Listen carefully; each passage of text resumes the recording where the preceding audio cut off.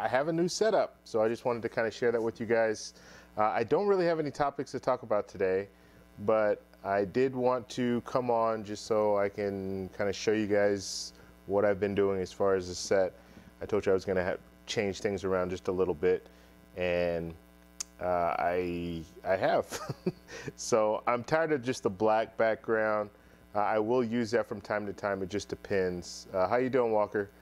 But I just thought, yeah, you know what? Let me try to make something a little different. I have another set for other stuff that I do. Actually, some of the stuff on this channel too.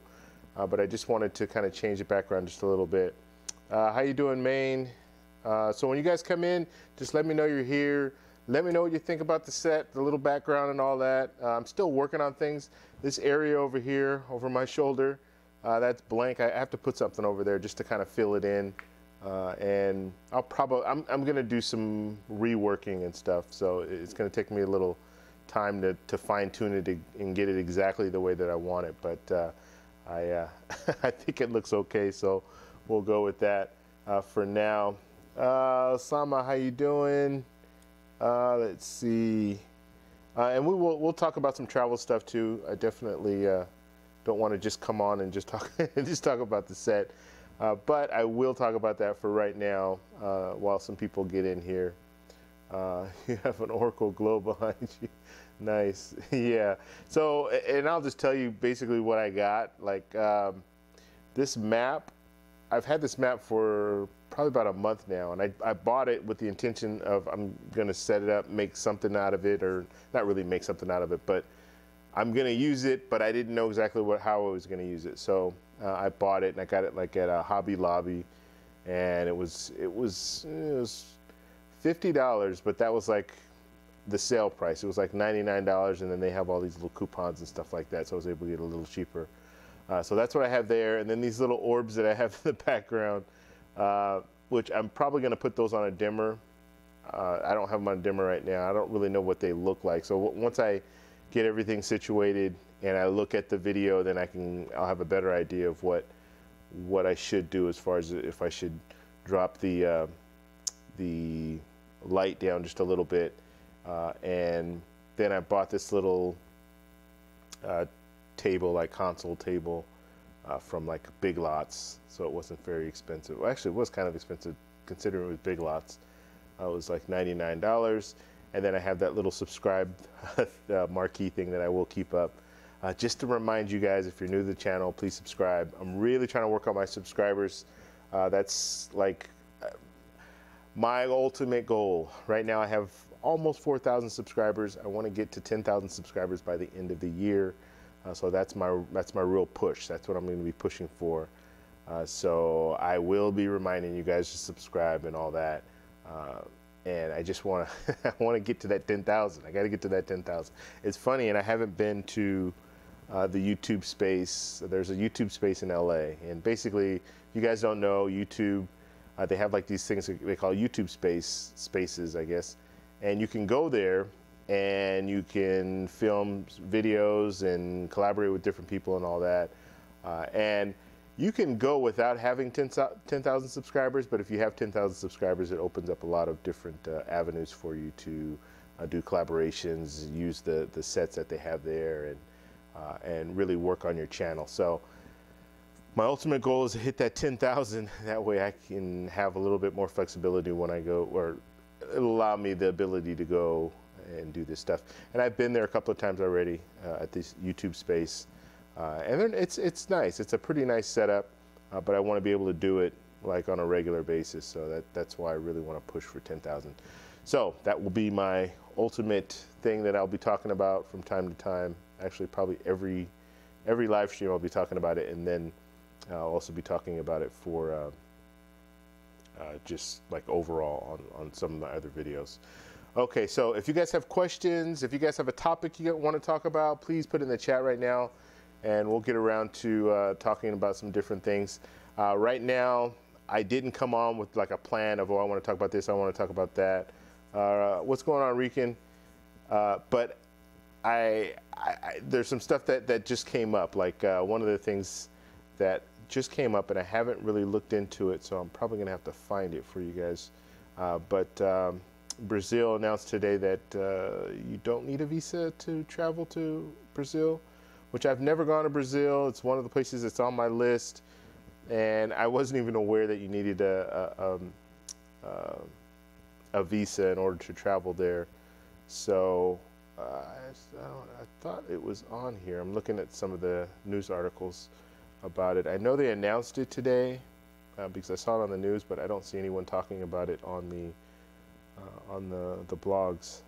So pretty big deal. I mean, Brazil is definitely a place where a lot of people want to travel to, and it doesn't mean you can't travel to Brazil, but you just need a visa. So you have to do a little bit of legwork before you get there in certain situations.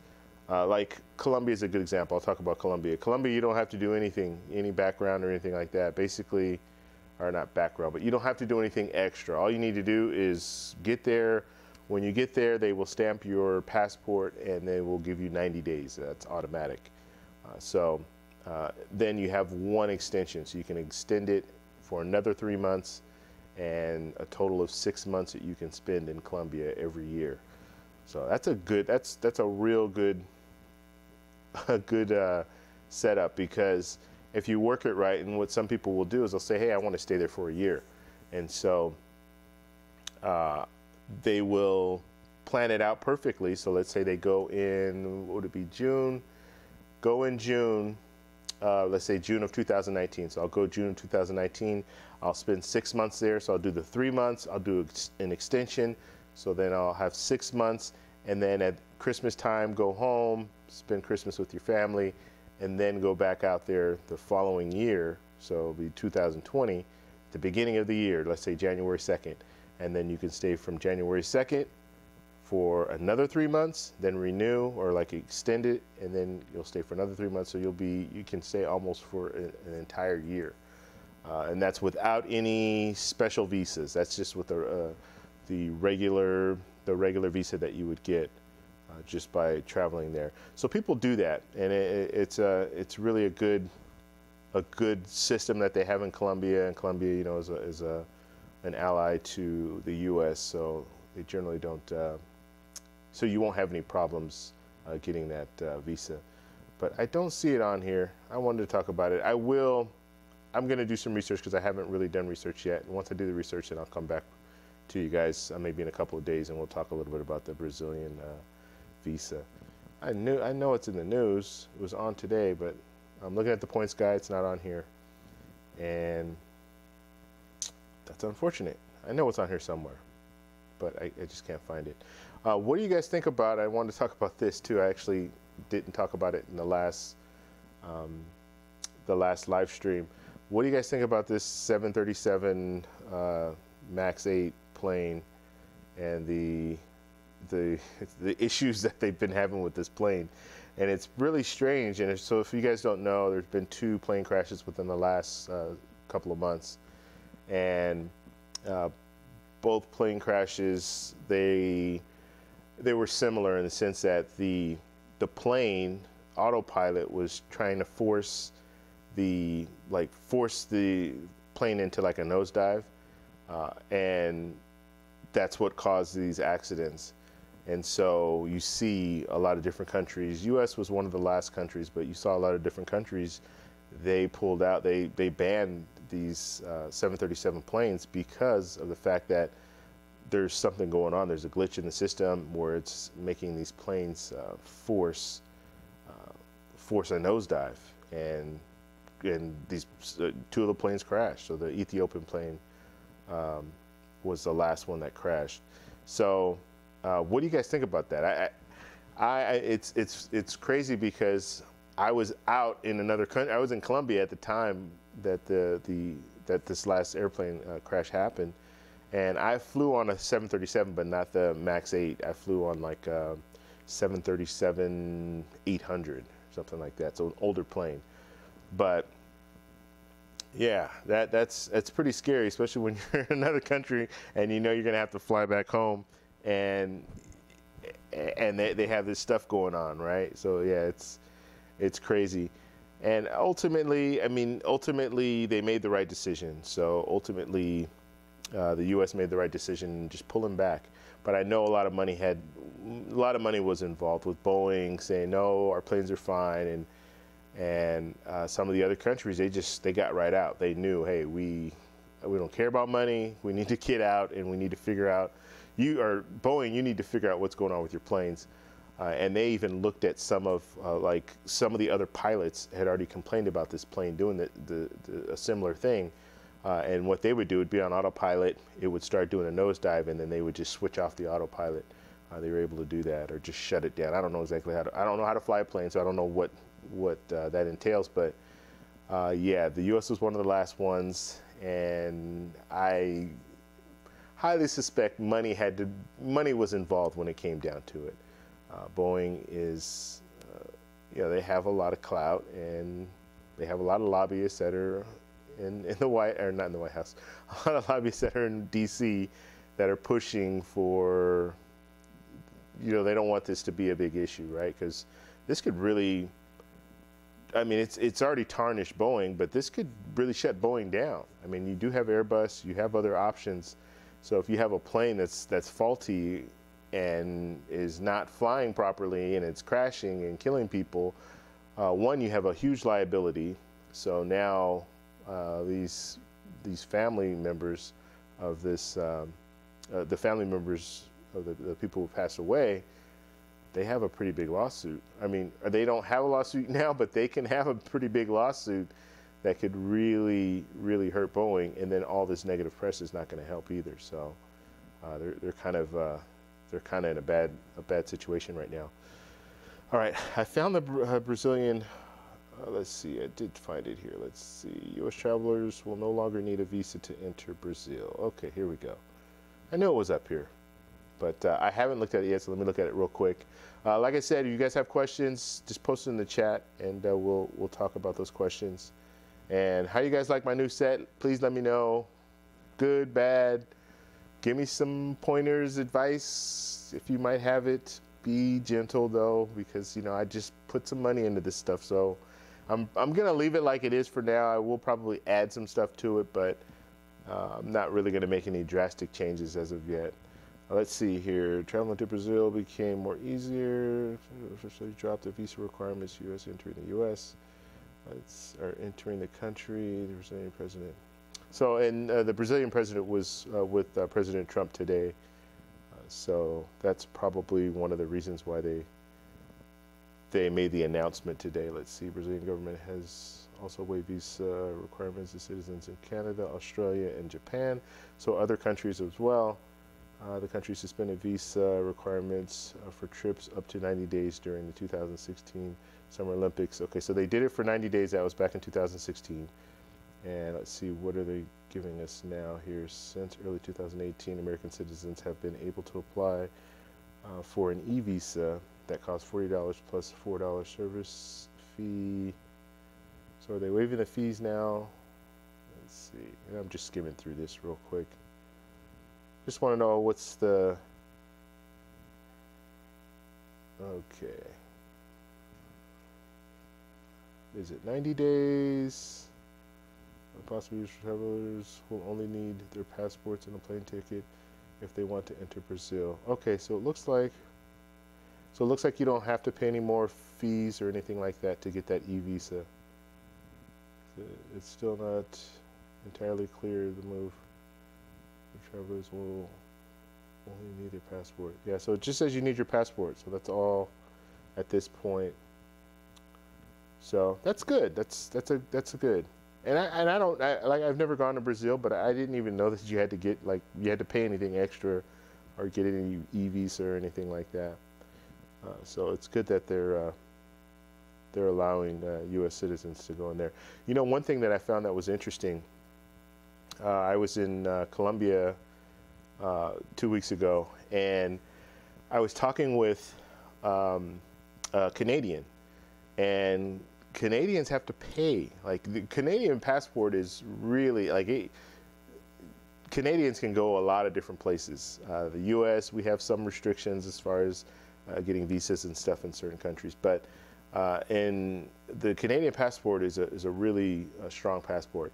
But in Colombia, they have to pay. It's like $180 or $200 in order to enter the country, enter Colombia. And I think it's because the guy was telling me that there was some type of fee that Colombians had to pay at one point. So now it's kind of like they're returning the favor or something like that. I don't know exactly the whole specifics of it, but I do know, yes, they have to pay $200, which is crazy. So you just think every time you go to Colombia, not only do you have to pay for a plane ticket, get a hotel, but you do have to pay money when you get into the country.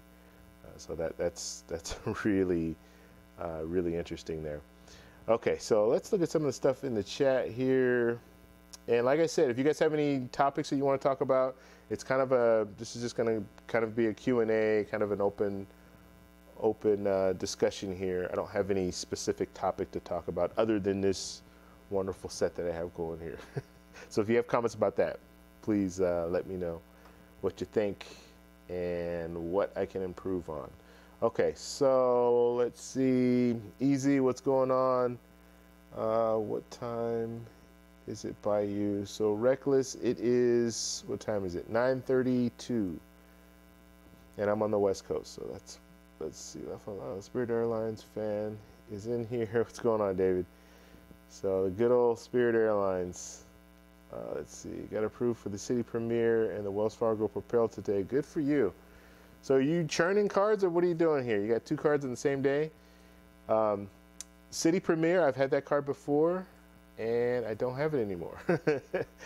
It's a good card, and the thing with, let me pull up the other thing so you guys, because I'm looking off to the side, and you're like, what is he looking at? All right, side by side. Here we go. Let's go. Where are we?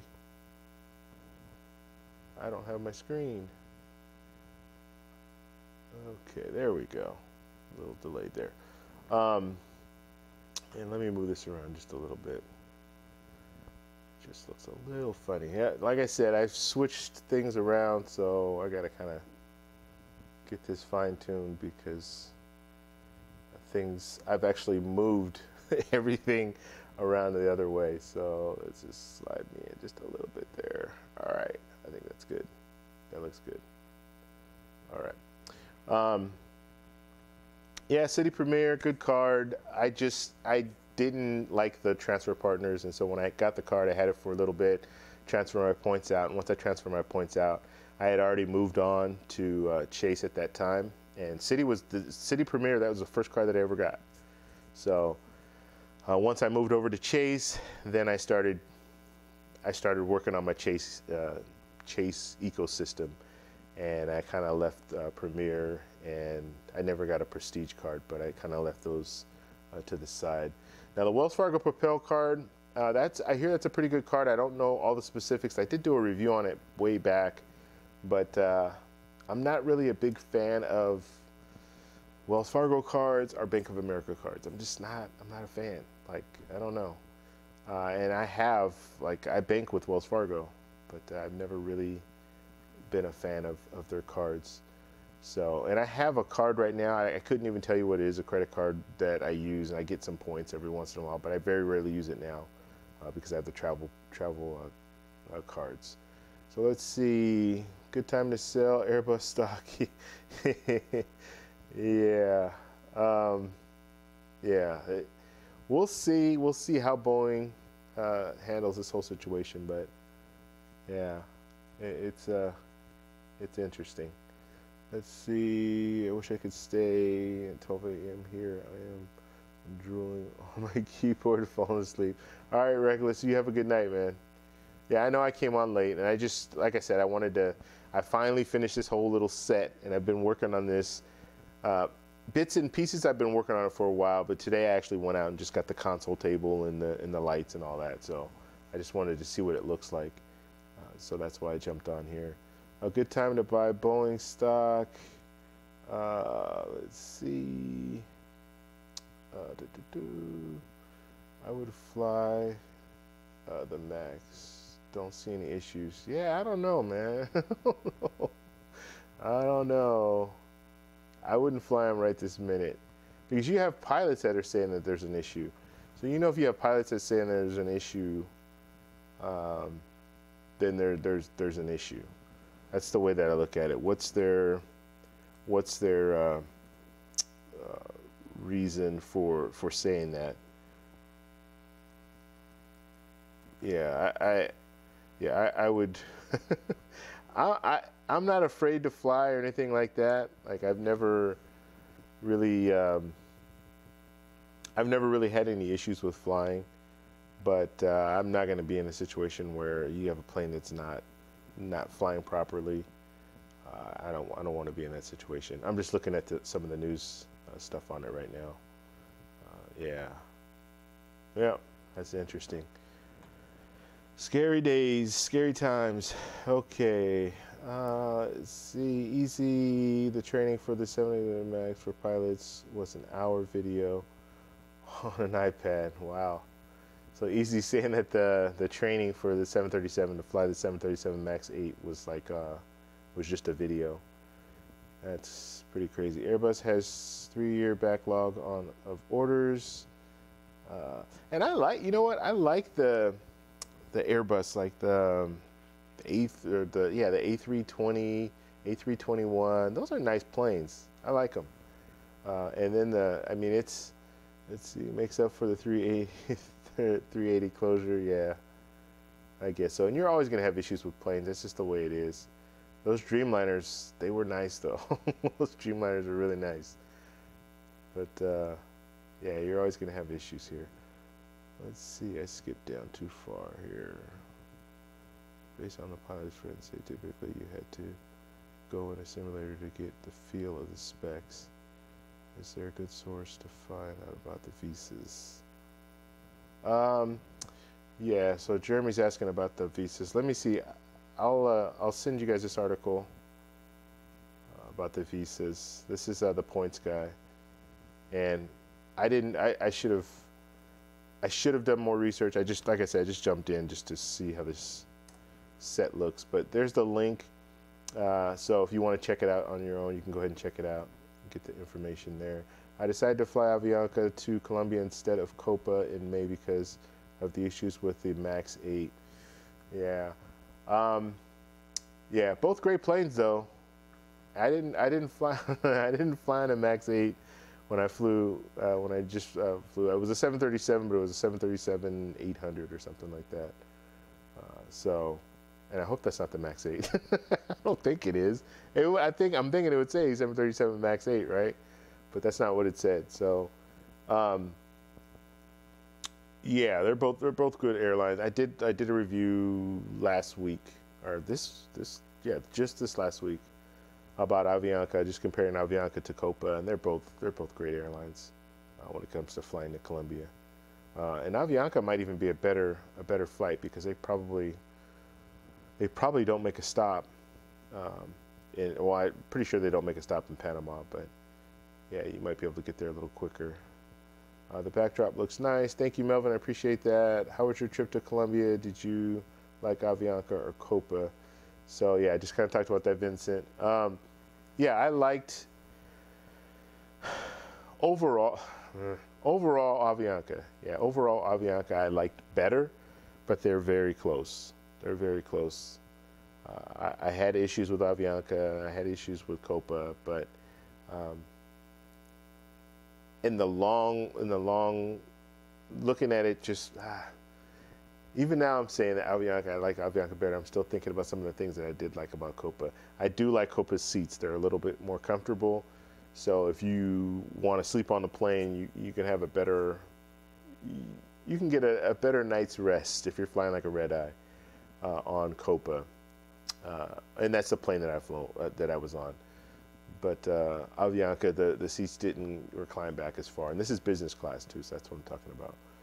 Let's see, Jeremy, I feel like the lights in the background are too much. Okay, okay. I like the darker set you had. I still have that. I just have a setup over here for my stream. So like my live stream, this is kind of the setup. The lights, yeah, I am gonna look at the lights once I'm done with this, and I'm gonna probably work on putting them on a dimmer and just have it a little less. I don't like blown out stuff. and I'm thinking it's probably blown out in the background. So I'm not a big fan of that either. So I'll work on that. But the thing is, you have to, like, I have to see it first. I have to see what it looks like on YouTube in order to kind of know. Like right now, I'm looking at my screen. The subscribe button to me on my monitor, I can't read it. So that's another issue. I know it's going to be blurry because I want it to be blurry, but I still want you to be able to read what it is. Because if you can't read what it is, there's no reason for it to be up there. So yeah, there's some things that I'll work on, but I have to kind of see it first.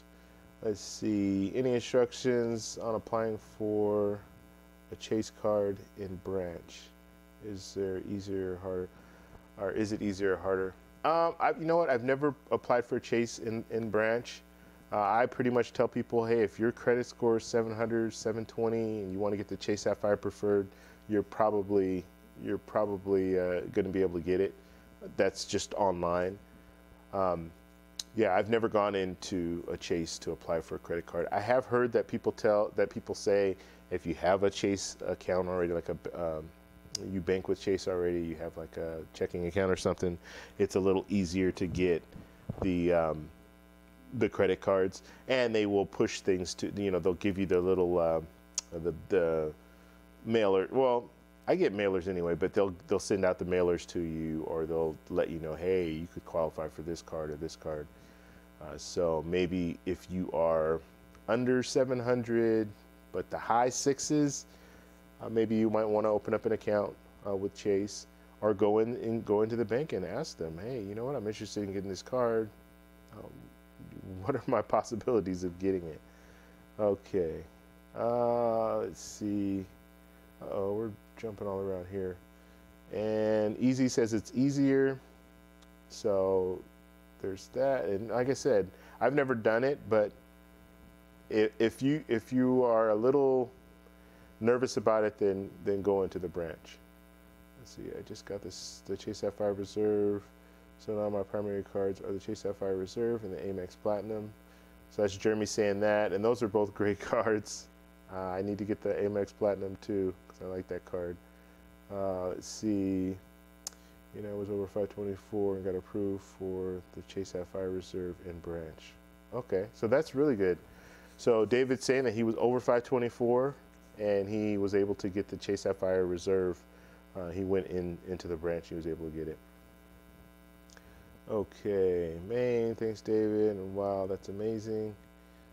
Okay, David, I was on 624 and Chase Sapphire Reserve made 724. Wow. Yeah, so looks like it's working. Like, people go in Branch are able to get some good benefit, or get the cards even though they're over 524. Let's see, I don't think that the pilots need simulator training if they will be flying the A320 NEO. David, pretty amazing. Say where you can find out what citizens need to get visas in all the countries. Oh, okay. So Jeremy's asking, is there a site where you can find out what U.S. citizens need to get as far as visas all over the country, in all countries? I don't know. I'll look into that and look and see if you guys know, then post in the chat. But yeah, I'm not sure. That would be good. Good to know. I've never traveled anywhere where I've needed a visa. Like everywhere I travel, I usually get that instant visa. The only place that I've gone to, but I didn't actually leave the airport, was in China, and I know I needed one for China. But they have this kind of 24-hour thing where if you have a flight that will be leaving, I think within 24 hours or in 24 hours, something like that, you can leave the airport, go and do some stuff, whatever you want to do, and then come back. But you have to have a flight that's out of China. You can't just fly into China and not have a flight that's leaving China within 24 hours or something like that. When I did it, I was there for an 8-hour layover, but I didn't go anywhere. I didn't want to I just wanted to move on. Like, I didn't want to, yeah. China is crazy in the sense that just going through security checkpoints and all that, they're really strict.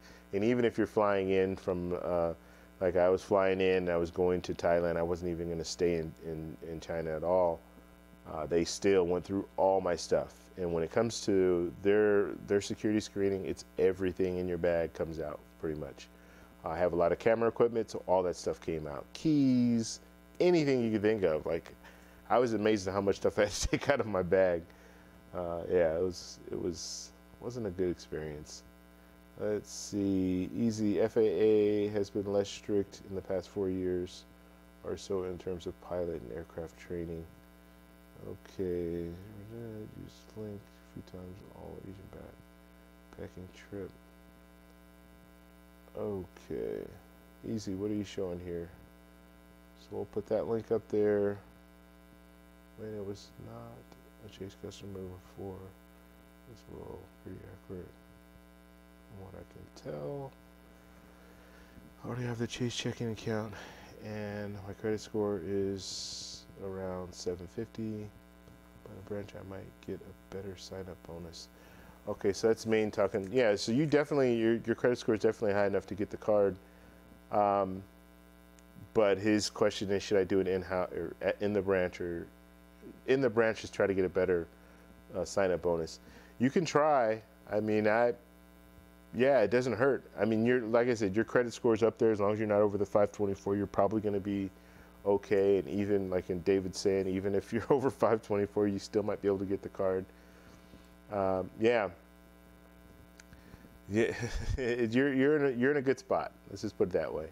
And I guess it doesn't hurt to go into the branch and maybe even ask them, hey, do you guys offer better sign-up bonuses than what's online? And maybe they will offer you something.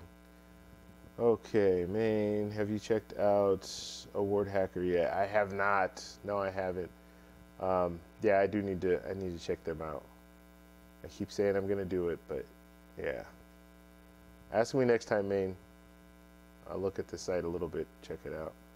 I have to plan. Actually, I have a trip to Hawaii coming up in June, so I will be booking another flight. So let me get on Award Travel and see what benefits or how I can use my points the wisest. Okay, so all right. Any other questions or anything like that? Please feel free to put it in the chat. Any topics you guys want to talk about, we can also discuss that in the chat. So, what else are we going to talk about? I don't like doing these impromptus. I usually like to plan something, and the fact that I didn't kind of, it's not a good thing. To Hawaii, you can now use Southwest. Yeah, I could fly Southwest to Hawaii. I don't really like flying Southwest, and I don't have any points or anything set up for Southwest, so I probably won't fly them. There is a card that I'm looking at getting, and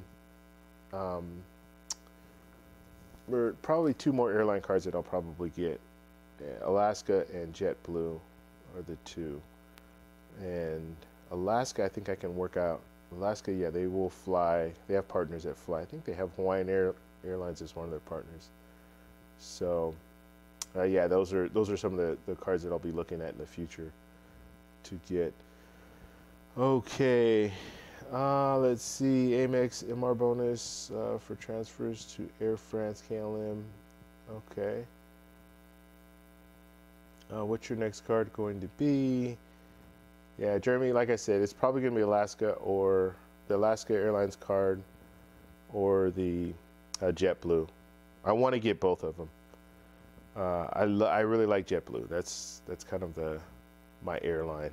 And I mean, I know I just got the United card, and I will use United to fly a lot of places, but I just like the fact that JetBlue, they have the even more seats. You don't have to get or use points to get a business class seat. You can get an economy seat and then just pay that little extra and fly with more leg room. That's all I really care about, is just more leg room. So that's one thing I really love about JetBlue. Let's see. So Jeremy's saying he loves Delta. I've only flown on Delta once. I always say this, but it was like a long time ago, over 10 years. And I don't remember anything like being bad about the airline, so that's a good thing. But yeah, I haven't flown Delta in a very long time. That's Spirit. Let's see, Delta is the best.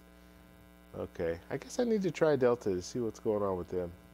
Southwest, Spirit, and Frontier are the worst. I would have to agree with you, David. What do you get? What does everybody else think about airlines? Who do you think are the three worst airlines, just in your experience? I can't speak. Let's see. I can speak for Southwest because I've flown on Southwest.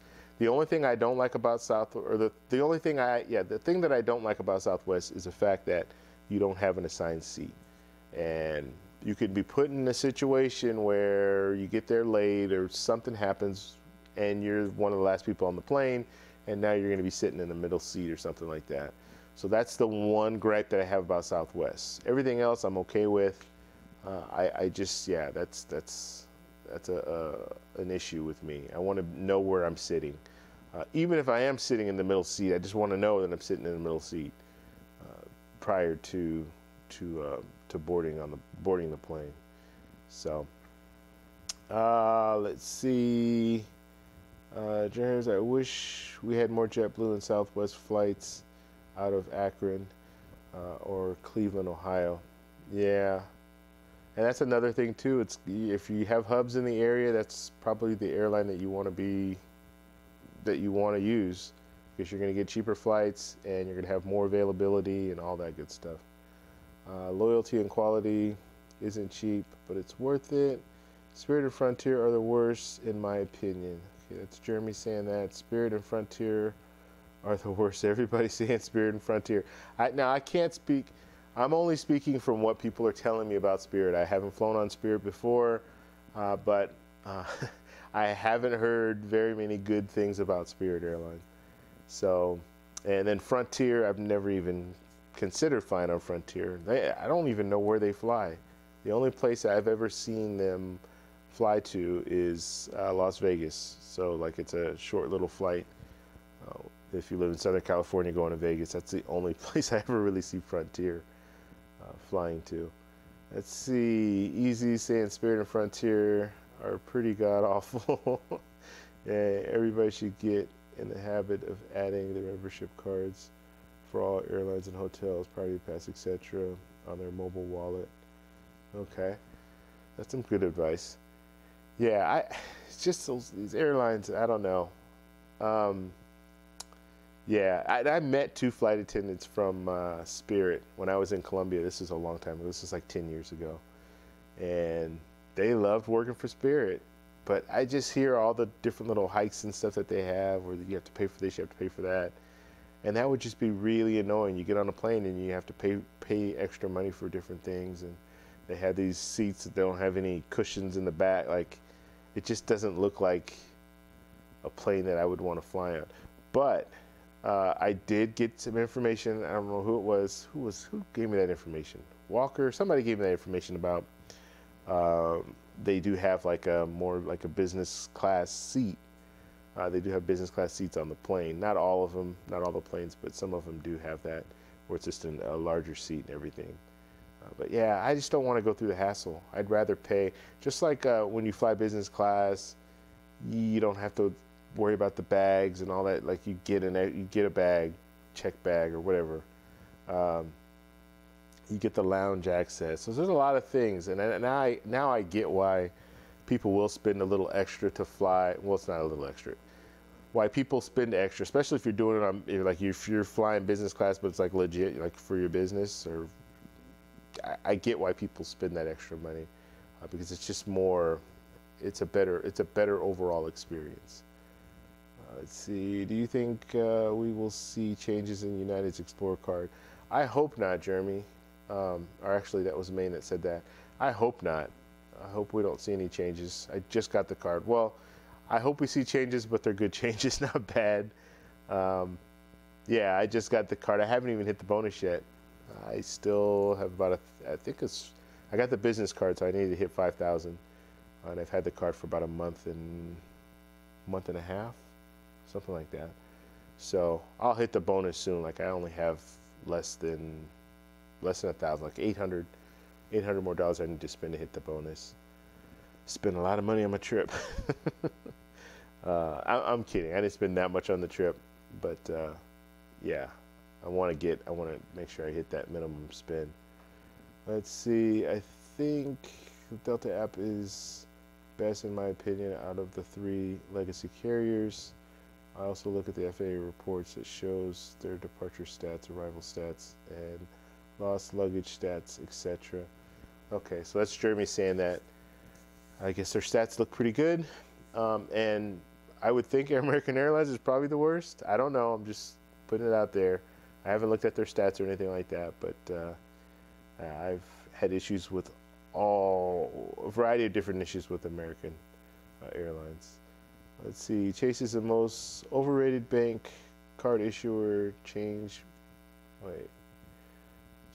is the most overrated bank credit issuer. Change my mind. Okay, so David's asking me to change his mind about Chase. Well, I'll just speak, and like I said, and I always say this, so I will say this again: get the cards that work for you. They're not all gonna. These cards don't work for everybody. And what works for me with Chase is they have a pretty good ecosystem where I can get the Chase Sapphire Reserve or the Chase Sapphire Preferred. I can get the business cards, which I like, the Chase Ink cards. And then you can get like a Freedom Unlimited, a Freedom card, where you can transfer those points up to a Chase Sapphire Reserve, like from the cashback cards. And I like the partners. I like the transfer partners. So I'm able to transfer my points up to Hyatt, which I like staying at Hyatt properties. I can transfer my points up to United and then use those points to travel wherever I want to travel. So it just works for me, and that's why I like them. Plus, I mean, their cards are they're good. Like the Chase Sapphire Reserve card is a very good card, and the earn possibility you can get that card and keep it for the long haul. You can't say that for a lot of different cards that are out there, and like you might have a card, but it's the Amex Platinum. Good card, gives you some pretty good benefits. Earn possibility on that card is not fantastic. It's just not. I mean, if you're flying, yes. If you're using it for airfare, like you're booking your airfare with it, yeah, you'll get 5 points for every dollar spent. But then it falls off on a lot of these other categories. So you have to get something that complements it, like the Amex Gold, where now you can really maximize. But that card alone is not a very strong card. The reason why a lot of people like the card, let's face it, Centurion Lounges and Priority Pass Lounges and the Delta Sky whatever club. So they have that cornered. But when it comes to a lot of the everyday spend, you can't use that card for like everyday spend and really earn a lot. So I don't know. That's just the way that I look at it. I like Chase, and when it comes down to it, if I had my option, like if I had Citi, American Express, Chase, at this point in time, I would still pick Chase over them. Even though I like the Amex Platinum, and I do want to get that card, and I think, like I was just saying, the Amex Platinum and the Amex Gold are strong together.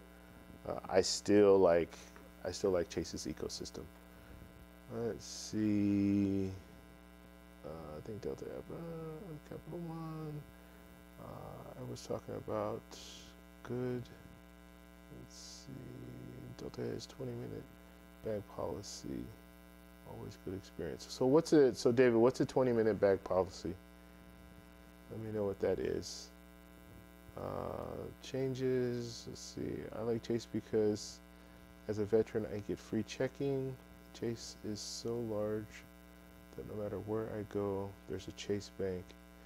Yeah, they're large, but they're not that large. There are a lot of places that don't have Chase banks, which I didn't know. In Southern California and California, I think in general, they're pretty much everywhere. But there are other states that don't have like a Chase or Chase nearby. You have to drive a little distance to get to Chase banks. So they're not all over. Let's see. Jeremy, I had some issues with the Delta app on Android. For all your credit card high spenders, what makes Delta truly the best is that you can spend to qualify for their elite status. Okay, that's good. That's a good perk. I mean, if you want to spend, you can reach their elite status, which is good.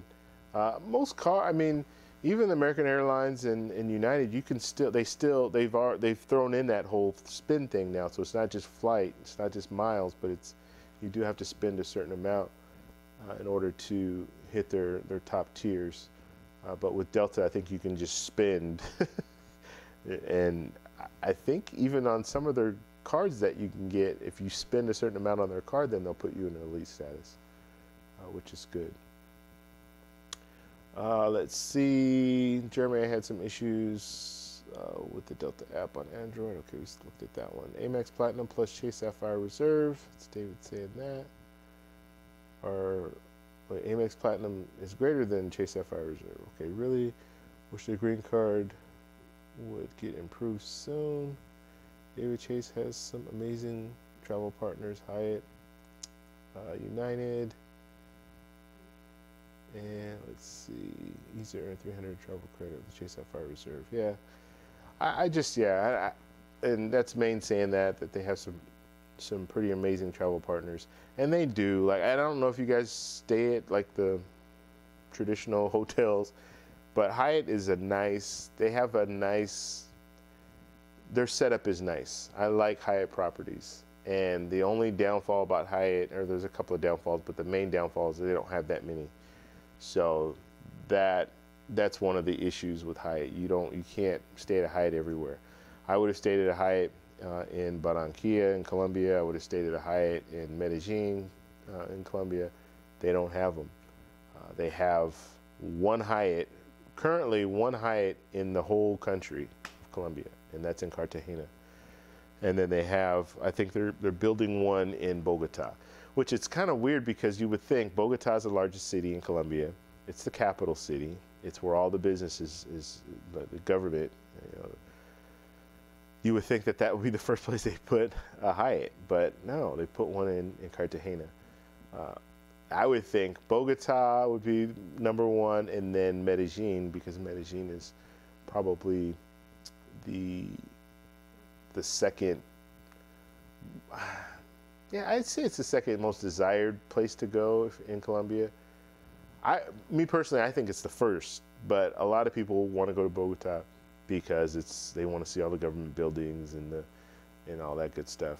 I personally don't really like Bogota, but I think it's most people want to go there because, well, there's two reasons too. I think they want to see the government stuff, and it's the largest city and all that, and plus a lot of the flights will go to Bogota. So they'll spend at least a few days in Bogota, then they'll go somewhere else. All right, 20-minute bag policies. Check bags are always a baggage claim within 20 minutes. Okay, that's good. That's a good policy. So that's David saying that that 20-minute bag policy. I know I waited a long time. It was probably 20 minutes on my flight back. That was on Avianca, and that was the only downfall. Like, I was all hyped up, using Global Entry, getting in there, getting out, and I mean, it literally, and I told the story before, I know, but I gotta tell it again. It took me longer to walk to customs than it did to go through customs. And it's a great feeling when you walk through there. And I have Global Entry, so for those of you who don't know, Global Entry is when you're entering the U.S., they give you, like, they do a background on you, and then they'll issue you a card. Like, you go in, you do like a little interview with a customs agent, and they'll take your picture, and then they'll issue you a card. They'll issue you a number, a known traveler number. That known traveler number you put on your booking. So if you're booking airfare, you put that number in there, and then it will automatically give you TSA PreCheck, as well as the Global Entry. And so the beauty of just getting, like I said, walking to customs took me longer than going through customs. And I got in there, you go to a kiosk, you put your passport on there, you do all the questions. It takes like 3 minutes at most.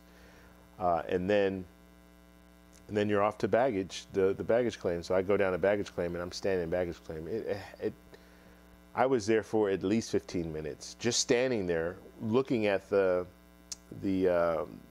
screen that tells you where your bags are going to be coming.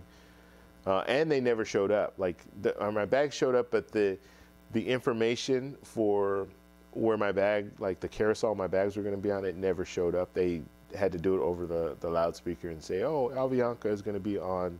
And Avianca was with the other Avianca plane that came in. I don't even know where that plane was coming from. But yeah, so that was a little mix up. But yeah, 20-minute bag, that's pretty good. Yeah, that's pretty good. I didn't know they had that policy. Let's see, with AA and United, you cannot get top status from Spend. You can get a little bonus, but that's it. Delta is much more. Yeah. The only problem with buying top status, is if you're trying to get bumped up to business class, first class, now you might have more competition. You might have more people who just bought in, just like if you can buy in, you might have people that just buy in. So it just gives you more competition when it comes to that. You might have the elite status, but how do they determine who gets the seat if you guys are both coming in with elite status? Let's see, David Delta has an awful award program. They're really expensive. Okay. Let's see, household main. All right, we're getting in a debate here about about award travel. And I had to stay out of this. I've never used points to fly on Delta, so I would not know. Let's see, with Delta, I can also see exactly when my luggage is loaded, unloaded. Where is it? What do you guys think about this? And this just sparked something in my head. Do you guys use like Tile, or do you use like these little GPS trackers for your luggage? And I've seen people do that. And I don't know about Tile. I think Tile doesn't go that far. But using these trackers, these GPS trackers for your luggage, just so you know like where your luggage is kind of a roundabout way, or you know your luggage is near, that kind of stuff. Do you guys use that? So please post in the chat. Because I was thinking about getting, because it's not that, like I said, not Tile. There's another one that will actually track it a longer distance. And I was interested in it. I was looking into it back in the day, right before a trip, but I just never got it. And I just thought about it right now when they were talking about you're able to track your luggage. Let's see, David, Flying Blue is most of the time better for booking Delta flights. Okay, that's good to know.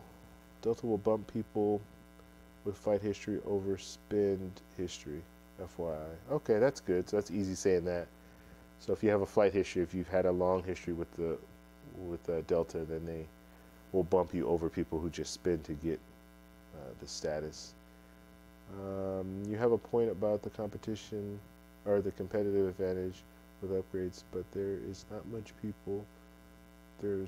people who are spending $250,000 yearly to get to the top.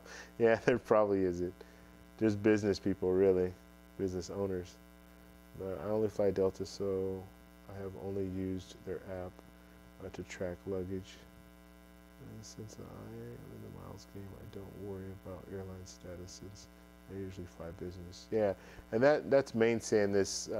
He doesn't really worry about like the elite status, because if you're in it for, like, if you have points and you fly business class, really, if you're flying business class, it doesn't matter. It doesn't matter if you have status or not, because you're getting a lounge access, you're getting a business class seat, you get all the perks that a person that has elite status would get, and you're guaranteed, because you have a business seat, you're guaranteed your seat, right? Some people, if they have status, they might try to fly economy and they get bumped up. But if you're in it for the points and you're getting your points and you're able to use your points to fly business class, that's probably the best option. And I got in the mistake. This is with hotels, though, not with airlines. But I got in the mistake of like trying to boost my stays by staying a few nights here and there locally. I didn't need to, but just, you know what, I want to up my status. And then I got the high status with Hyatt. I got the globalist status, and I really didn't see, it wasn't worth it.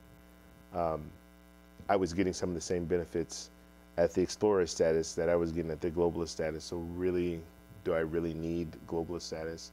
It's not worth the money. So I found that out the hard way. And then another thing too, like JetBlue. JetBlue doesn't really, they have their Mosaic status, and I did a like a, what do they call it? A challenge. It wasn't a match. It was a challenge. So they give you a challenge, a status challenge. So if you go, you fly a certain number of flights within a 3-month period, and then they'll give you the elite status for a whole year. And so I did that with the JetBlue, and I liked it. I actually liked the status, but the only thing is you don't really get that with JetBlue. Mosaic status, you don't really get much. You can board you can board early.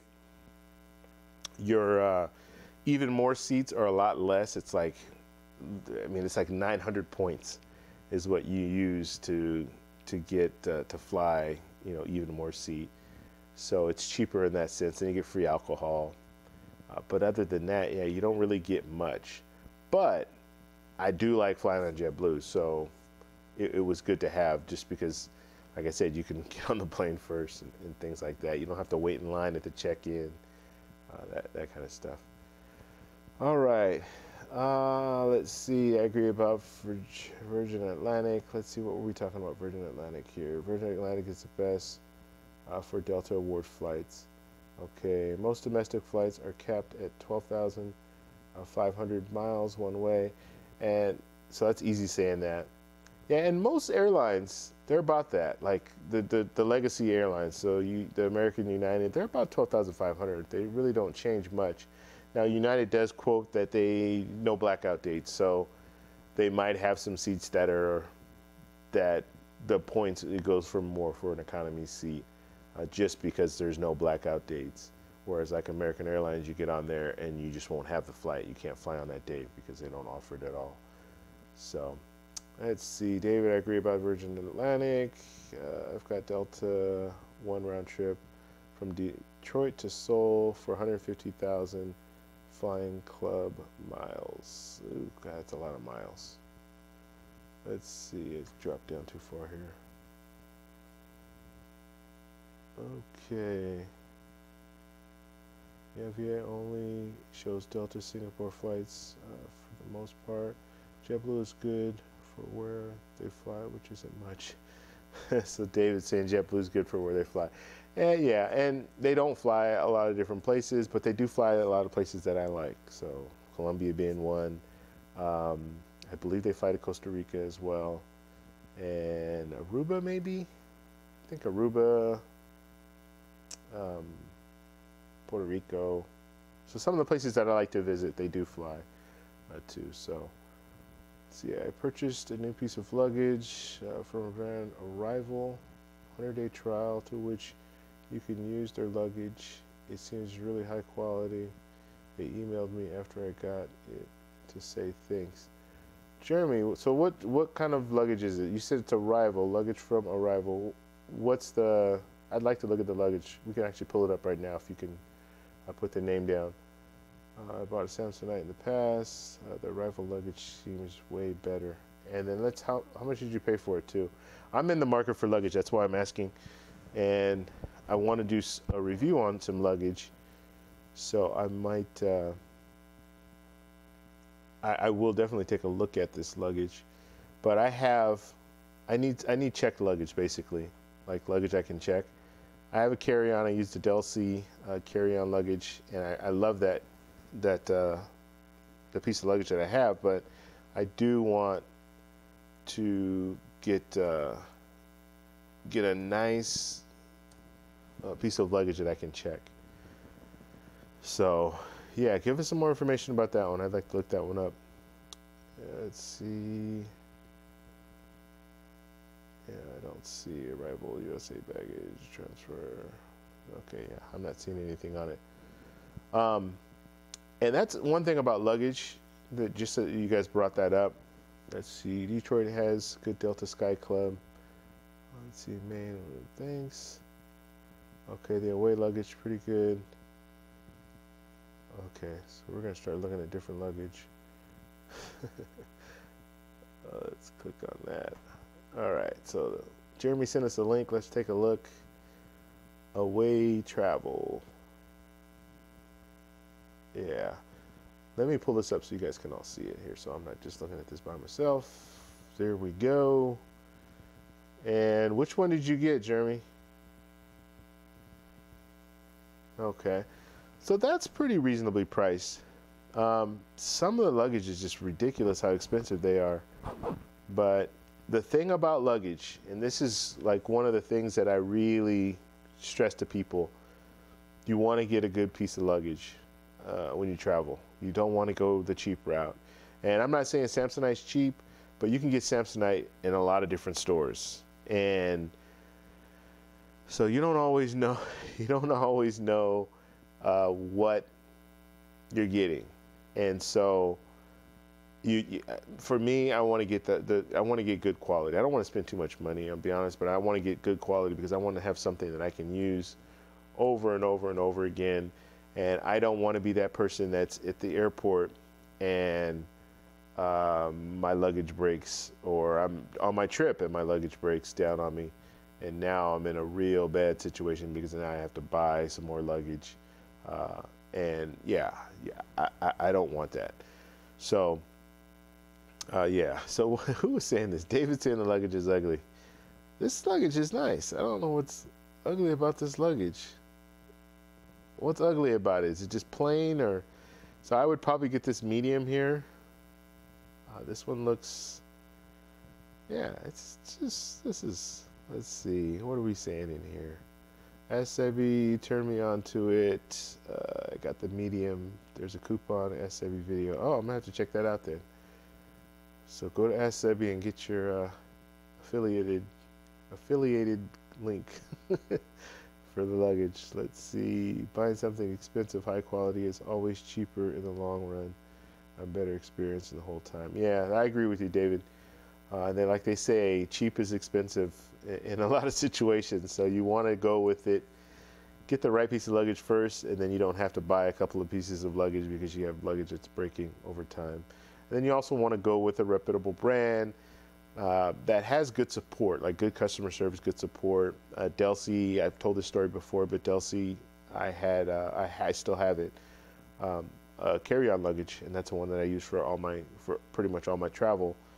And I usually only pack a carry-on, but in certain situations, if I'm bringing all my camera gear, let's say it's like this last trip to Colombia, I was going to Carnival, I wanted to bring all my camera equipment, and I brought a couple of extra bags, so I literally, what's going on, Nika? I literally got the bag, like my check bag. I just totally lost train of thought. I got the check bag and I put 2 camera bags inside, empty, but I actually stuffed them with clothes. But I had 2 additional camera bags in there, and then I had a roller that had all my camera equipment in it, and that was my carry-on luggage. And the reason I did that is because I wanted to have flexibility. So I wanted to have a smaller camera bag that I can put, like, let's say, for a day trip, just going, walking around and stuff. I had a smaller bag, and then I had a larger bag that I would use if I was going to Carnival and I needed more of my gear. I usually only pack the carry-on, but I do need something larger, and I had to borrow like my parents' luggage because I didn't have a medium-sized piece of luggage. But as I was saying, so Delsey, I had to check my bag once, and it was the carry-on, the small carry-on, and they ripped one of my zippers, and not the zipper, but they ripped the zipper handle, and the zipper handle was one of the ones that has a combination lock, so it has these little hooks on it, and so it's a specialty zipper. You can't just get another zipper pull. And so I reached out to them, just told them the whole situation. I've had this bag for like 4 to 5, or at the time it was 4 years. So the warranty and all that is gone, but they sent me the zipper pulls. They sent me all of them. Like, they sent me zipper pulls for every part of the bag, which was really nice of them. So you want to get a bag that has like a company that's reputable and has good support, like customer service and stuff. And if you do a little research, you'll find like people will have good things to say about these luggage companies, and some might have some bad things to say. So I would go with, ultimately, I'd go with the customer service.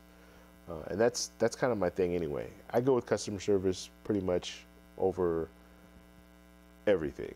If you have good customer service, you know how to treat your customers, those are the companies that I like to invest money in too. Let's see, Jeremy, you can't beat the trial period either. Yeah, that trial period's pretty good. What did you say? It was like 100 days or something like that. Yeah, that's really good. Check out the inside, the great quality. Okay, I'm gonna open it up in a second. Let's see. Okay, so what do we have here? So we're doing a review of this bag, or this piece of luggage. I think it looks good. David didn't like it, but I actually think it looks pretty clean looking.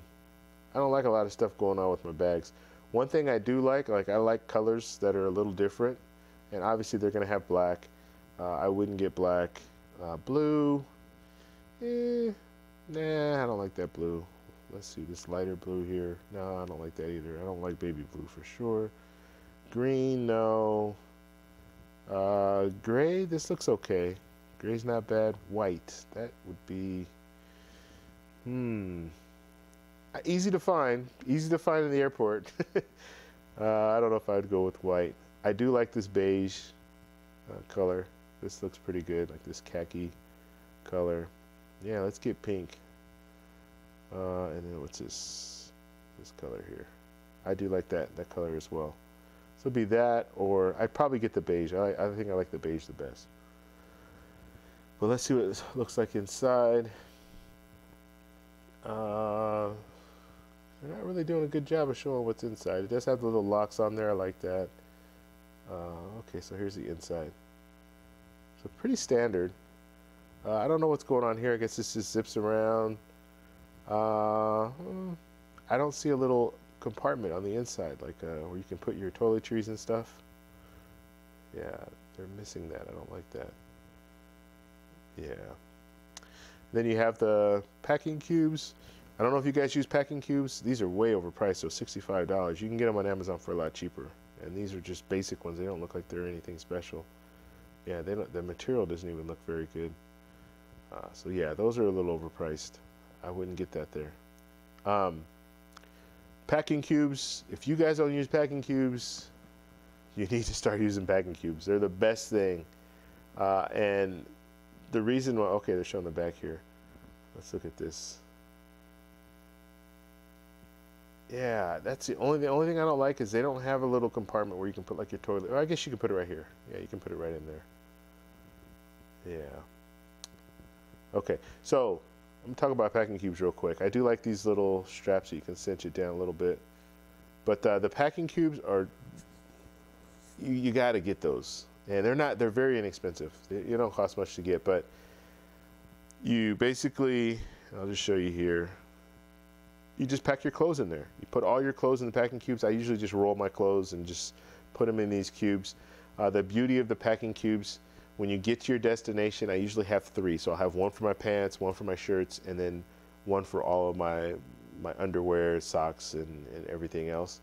And so when I get to my destination, I don't have to, unpacking for me is taking out those three packing cubes and putting them in the drawer. That's how I unpack. And then usually I iron my clothes the day before. I don't like iron all my clothes ahead of time.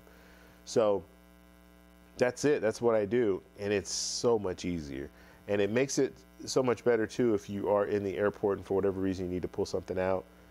You have the packing cubes so you know exactly where they are. If you need to get a shirt, what have you, just, you know, they're in the different cubes. I've been in the airport before trying to go through my bag, and I just have things everywhere, and you open it up, and it's kind of embarrassing too because you open it up and you got all your stuff showing and people are, yeah. So packing cubes, they are a must, and it just works out so much better. And if you are in a, let's say you pack your bag and it's a little too heavy, and as long as you get the nice quality, they have the nicer quality packing cubes. Some of them have little handles on them, but you could be you you could be in a bind where, let's say your bag weighs too much, you put it on the scale, they say, oh, your bag is 5 pounds too heavy, and you're gonna have to take some stuff out, or you're gonna have to pay this extra fee. Well, you can just take out one of them as long as you have, let's say you have your personal item with you, like a backpack, and then just your check bag. Your check bag's too heavy. Take one of those things out, put it in your personal bag, your personal item, and go, and then you don't have to pay that extra fee.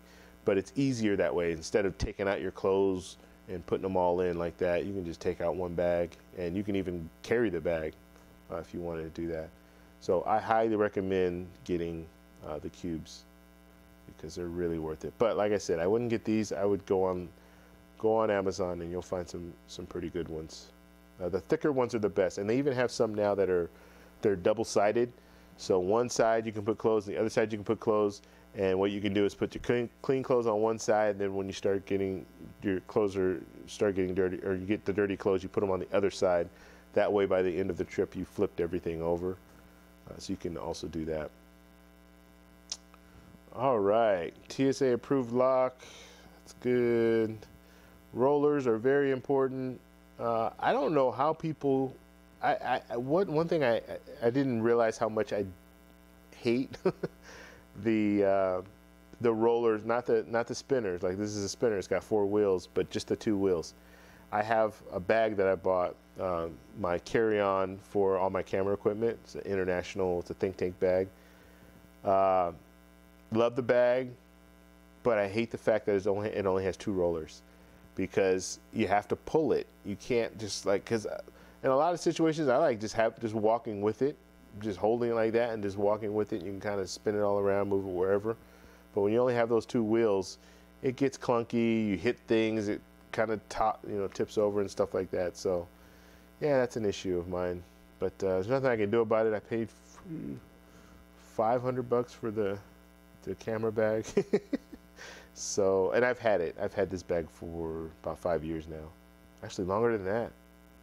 It's been about 7 or 8 years. So, all right, yeah, this looks like a good bag, Jeremy. Let us know how it goes, how your 100 days go. And let us know if you return it, because it does look pretty good. And like I said, I am in the market to buy a bag, so I might consider getting that one. If you guys have any other bags that you really recommend, you post them in the chat, and we'll take a look at them. Or like I said, I will be buying one in the next couple of months. I have to, because I need one for the trip to Hawaii. And I'm going with my family, so they're gonna take all their bags. I'm not gonna have a bag. So, or I don't even know. I might do carry-on. I might actually do just a carry-on. I did it a year and a half ago, so I might do that again. Let's see. I bought a metal runway with points. It's worth it for me so far. Okay. Guess they're trying to market their credit card plus prepare for the IPO. Carry on. Let's see, Neiman Marcus. I got the carry on. It's great. Neiman Marcus. That's interesting. Let's see.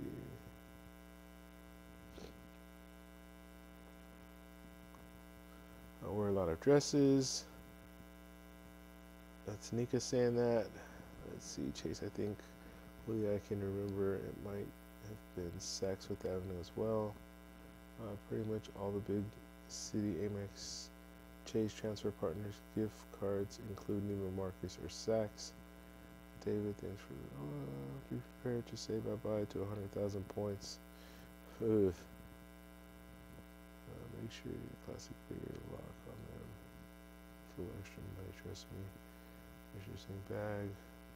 No zippers.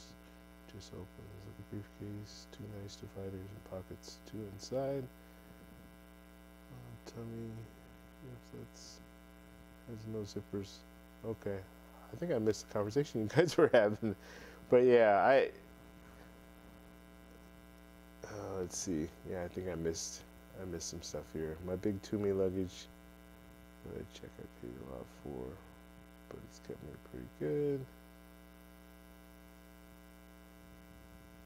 Okay. All right. yeah. So, like I said, I just wanted to come on. I didn't want to be on it too long, so I'm going to be getting off shortly. But I just wanted to talk about a few things and then show you guys this new set. Let's see, like that, no zippers. I don't even know the brand on the suitcase. But 4 years ago, I think Walmart. Yeah, Walmart suitcase. That sounds good. For $50, and works perfectly for me. That's good, man. I'm glad it's working for you. It's got his Walmart, his Walmart suitcase. Yeah, it's just for me. It's scary. I don't want to be. I don't want to be in a situation where my luggage breaks down on me. So I'll spend a little extra money for that.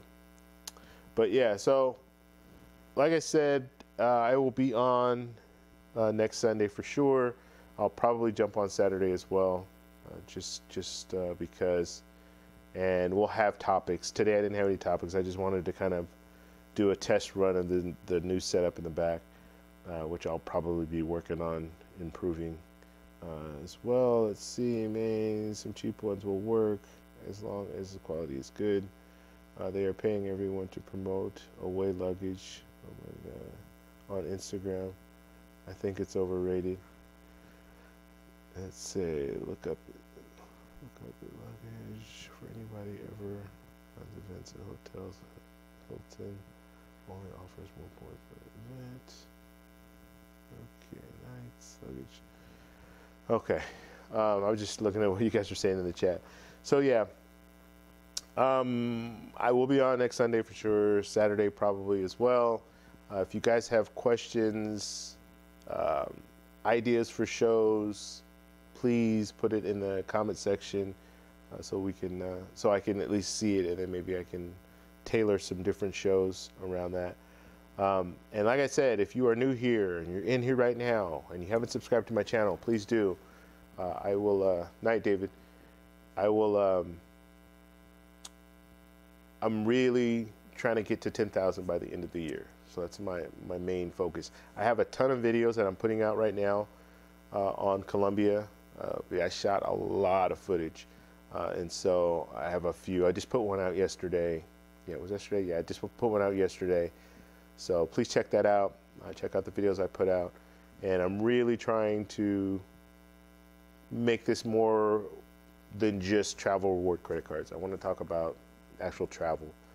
So that's kind of what I want to work on. You should be at 100,000 subs. Well, tell somebody that we need to get there. But yeah, I definitely want to make it more about. It'll be travel reward credit cards. It will be travel destinations, tips on places to eat, tips on just different countries, what to expect, that kind of stuff, as well as photography stuff, how to take pictures in like travel photography and stuff like that. So I want to make it about all that stuff, but I need you guys to help me out. So if you do see a video come up, check it out, see what, give me advice. If you think, oh, you know what, you could do this better, you could do that better. As long as you're nice, I don't mind criticism. But what I don't like is people who are just rude and they don't have any input. It's just all negative, but nothing like, hey, you know what, you could make this better by doing this, or just like someone said earlier about the lights in the back, maybe it's a little too much, that kind of stuff. Then yeah, I can work on that. I can use a dimmer and make the lights not as bright as they are. Or, so just give me corrective. I'm trying to think, corrective criticism, or like give me alternatives, and then we'll work on that. I don't just I really don't like when people they're just negative and they don't have anything to say. Hey, you can do it better by doing this, or you can do it better by doing that. Or, you know, the people that just jump on your live stream and just hit the thumbs down just because they want to hit the thumbs down, but they don't have anything to say. Hey, you know what? You can make a better live stream by doing this, or you can do this. And so, all right, I am going to get out of here, guys. Let's see, Jeremy, the group chats are great, so we can discuss other things like airlines, luggage, etc. Laugh out loud. Yeah, and that's what I want to do. Like, the whole reason for this channel is to just talk about travel, and I don't see that. Like, I don't see that on other channels. You'll have different people, Ask Sebi, you'll have Credit Shifu. You'll have this. They have really great information about travel credit cards. Excellent information, and they know a lot about that. But I want to open it up to like just travel. Like we all want to travel different places. It's not all about the credit cards to travel. I mean, it's a big part of it. Yes, I use points all the time to try to go to all these different destinations. But let's talk about just travel overall. Like what type of luggage you get. What do you do when you get to certain countries? And we can talk. I can tell you my experiences. We can talk about different airlines. Delta is better than American Airlines because of this, because of that, and just give some real good information. We can put real good information out there. So, okay, I've talked too long. By the way, the only thumbs up so far, guys. We want some more. Yeah, please give me some more thumbs up before I leave. And the way that works, just so you guys know, if you don't, and I'm not really all into the stats. I need to get more into stats and all that, but you give a video a thumbs up, it will push that video up as far as YouTube looks at the video and says, okay, you know what, I think this video is worthy because it got a thumbs up. I think it's worthy of showing more people. So it will show more people in the live stream, and then it will also show more people once the video, once you know it's not live anymore, it's just rebroadcast. It'll still show, okay, YouTube will start pushing it out to more people. So with us, with what we're doing here, the more people, the better, because the more people, the more experiences, and the more we can help each other.